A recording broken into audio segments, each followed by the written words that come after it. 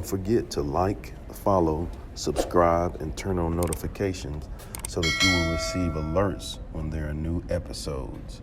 Go get it. This is what I tell them. I've been grinding for so long, I wake up and chase my goals. I go out and I go get it. How to code, that's all I know. I don't succeed, then I don't breathe. Success, what does it mean? If I conquer all my goals, then I'm living out my dream. Dig deep, go out and get it. Success Chronicles, compete until it's finished. Success Chronicles, go take care of your business. Success Chronicles, it's deeper than just winning. Success Chronicles.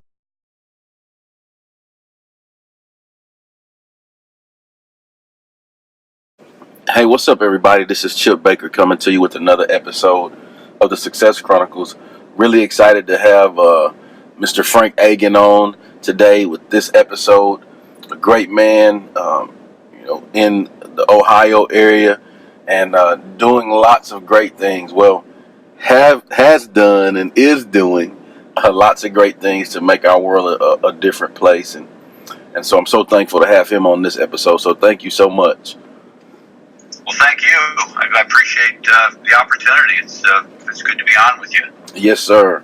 Well, talk to us about your life story. I know off air we, talked about some things, but if you don't mind sharing that with the audience. No, I welcome the opportunity as I did share with you, and will share with the listeners. I was born in Chicago. I won't give everybody the blow by blow detail, but I think our stories say something about who we are.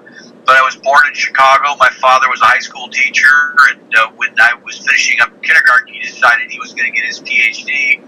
So we ended up at the University of Wisconsin-Madison, and I was there for first and second grade. He got a PhD, and then that led us to a little town in the Upper Peninsula of Michigan called Houghton, Michigan. It's about 4 hours north of Green Bay, and he was starting a position at Michigan Tech University. We ended up staying there. That's where I ended up graduating high school. I left high school, and all I know I wanted to do was play college football. Really didn't care much about education, but I ended up. But Chip, I'm 5'10", 180 pounds. Where am I going to go, right? So I ended up at a Division III school in Beloit, Wisconsin. Actually, my parents went there and met there, so I ended up with an opportunity to play football there. And because I didn't want to get kicked off the football team, I really hunkered down and started to study and got serious about school, and I did really, really well. So well that at one point they said, well, what are you going to do when you're done? And I said, well, I'll probably, I was there to play football in my mind, probably go back and open up a video store, because the videos were just becoming popular. Yes, sir. And they said, oh, no, you can't do that. You've got these great grades. You need to go on to grad school, professional school. And, law school seemed cool, so I decided I was going to apply to law school, and I got accepted to the Ohio State University. Again, I'm just kind of going along with life, and Ohio State is a great law school. Ended up getting an MBA and a law degree from Ohio State, and that led me into a position with a international accounting firm, being a tax consultant. And so I started out with this firm. It's called Coopers & Lybrand. It's now called PricewaterhouseCoopers, but doing tax consulting. And I knew within a couple years that this wasn't my destiny. Good people, good opportunity. I just didn't want to spend my life in the tax code. When your boss is sending you home and saying, hey, here's a tax court case you need to read, and you're kind of looking at him thinking, you know what? I got cable TV, I got Sports Illustrated, I got a girlfriend. I can think of a dozen reasons why I don't want to read this tax court case. So at any rate, after about 6.5 years, I decided to leave and go into private practice and figure out what I was going to do professionally. And I like to tell people that a funny thing happened when I went into private practice, and the funny thing was that nothing happened. Yes. I had no idea how to get clients. When you work in those big firms, when you live in that world, work's just given to you. You just work. And it's not like Small Business America where you got to go find it. So at any rate, I had lunch with a friend of mine one day, and she referred me to an organization that helped entrepreneurs and sales reps become more successful through networking. And just kind of I got involved. I got involved with that group. I joined, got really involved, got to be its first franchisee, and then at one point I bought that business out and rebranded it as AmSpirit Business Connections. And what we do is we create a weekly forum that brings together entrepreneurs, sales reps, and professionals. It's a membership-based organization. Brings together these professionals. They learn about each other and exchange referrals. And it really resonated with me that for me to be successful, I need to help the people sitting around the table. And if I help them, they'll help me in return. And it works. It's, that whole mindset is really as old as time. We're growing up in tribes and clans and whatever else we want to call, early man. They helped each other. And when you helped others, they helped you in return. And somewhere along the way, greed has gotten us a little bit out of that practice, but what we do through AmSpirit really works. So that's what I've spent the last 20-some years doing, helping people become successful through this, and on a mission to franchise it throughout the United States. That's good stuff. I think, there's a quote that says by Zig Ziglar, if you help enough people get the things they want in life, you'll get the things you want in life. And I wholeheartedly believe in that, and think that, just like, you're saying you're striving to do, it's great when you can help those people, and, things will come back to you because your heart's in the right place. Yeah. No, you're right. And that quote is spot on. And it really makes a lot of sense, because to be honest, Chip, I'm going to be better promoting you. I'm going to be a better promoter of you than I am of myself. Yeah. The reason I say that is if I tell people I'm great, everyone's going to be like, yeah, roll their eyes. Sure, everybody's great, right? Mm-hmm. But if I tell people, hey, Chip Baker's great, you know what they're going to say? Oh, wow. Yeah. Really?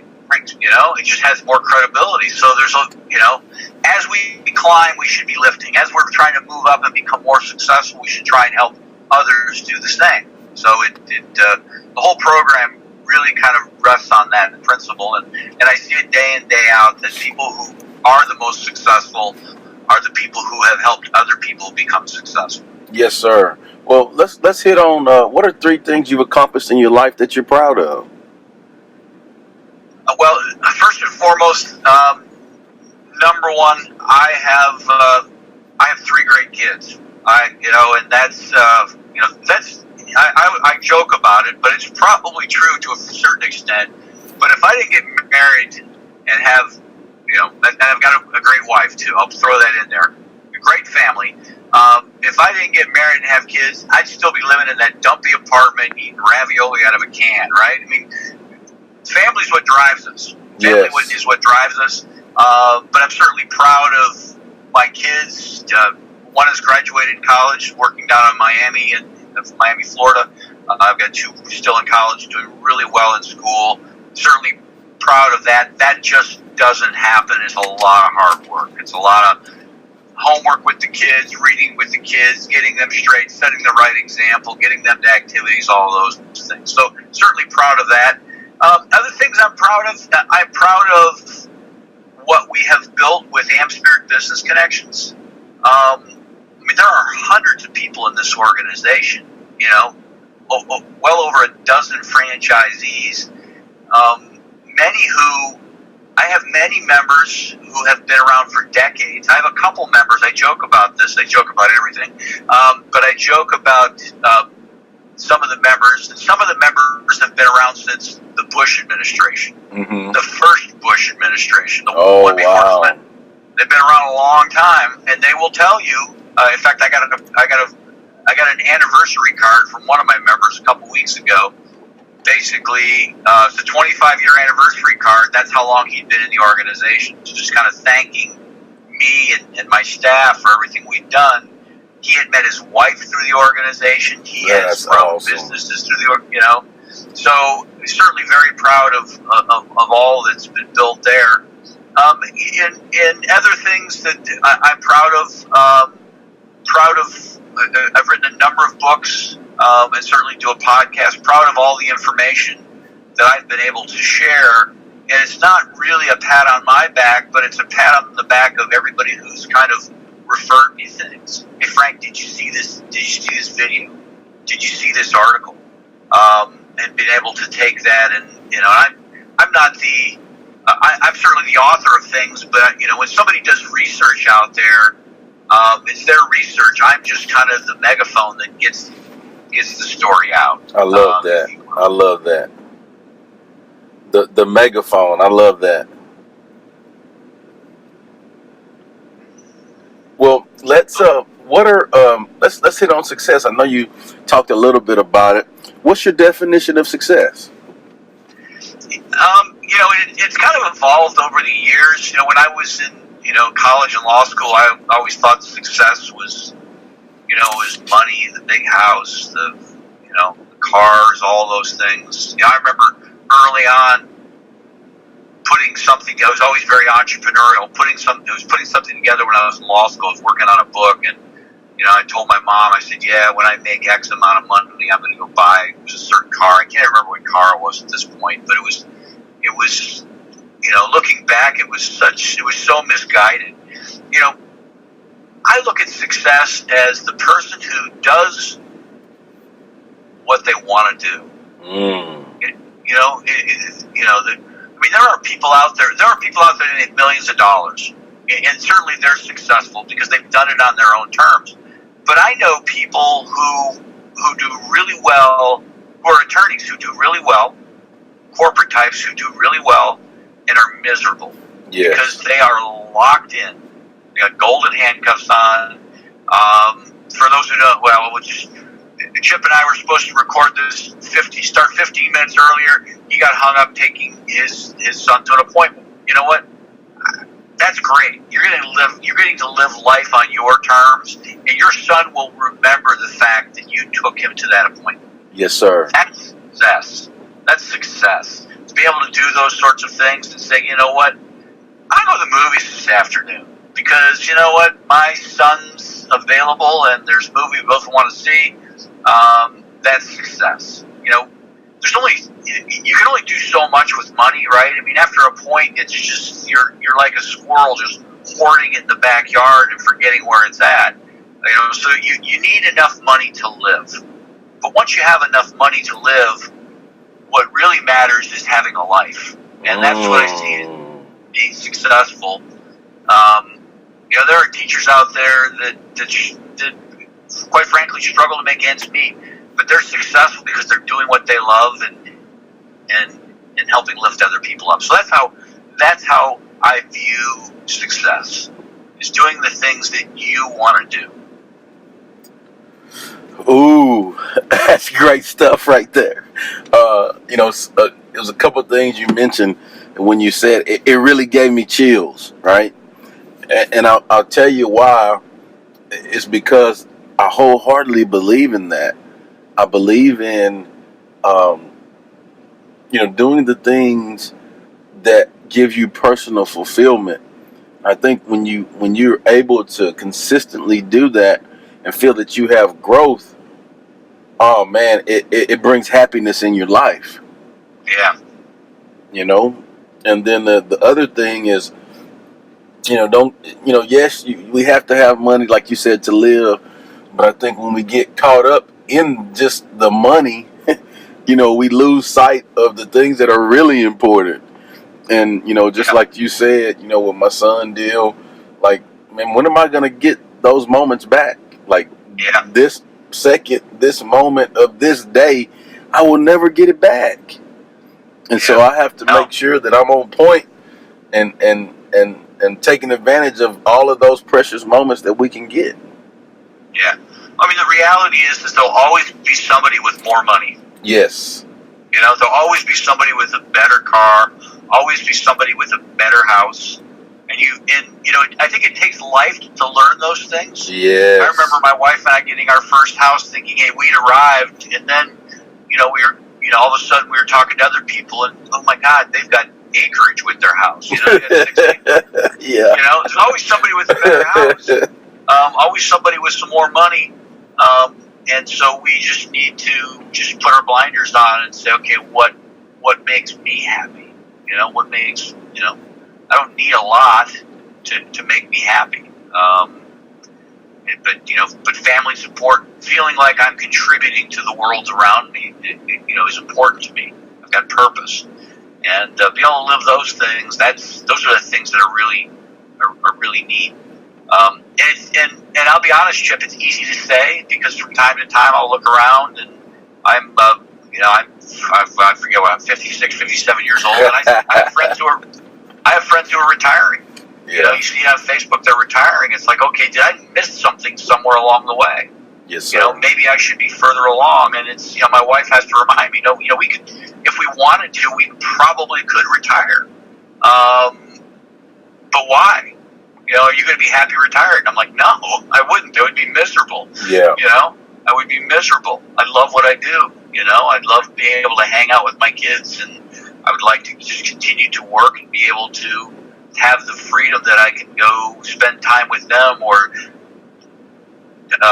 volunteer time in the community and build lasting value, as opposed to just enjoying, just hanging on, waiting to die, right? That's the way I look at it, just waiting to die. Okay, I'm retired, where are they going to bury me? Well, so I agree. Well, again, I want to say thank you for interviewing. If you don't mind sharing with the audience where they can go follow you and check you out and show you some love with all of the amazing things you have going on. Yeah, there are a number of ways of getting a hold of me. I am on LinkedIn, and I pretty much accept any request. It's Frank Agin, Agin. I think I'm the only Frank Agin on LinkedIn. You can email me at frankagin, FRANKAGIN, at amspirit, that's AMSPIRIT.com. Or I just have a website, frankagin.com. Any one of those, I think you do a search on Frank Agin, I will come up. You do a search on amspirit, again, AMSPIRIT. There's numerous ways of getting a hold of me, and it's amazing. People contact me through all different sources, and I respond to it all. Sometimes not as quick as I'd like, but I respond to it all. Well, there it is. Again, thank you, and I wish you continued success in everything that you have going on. And thank you guys for checking out this episode. We'll see you next time. God bless. Go get it.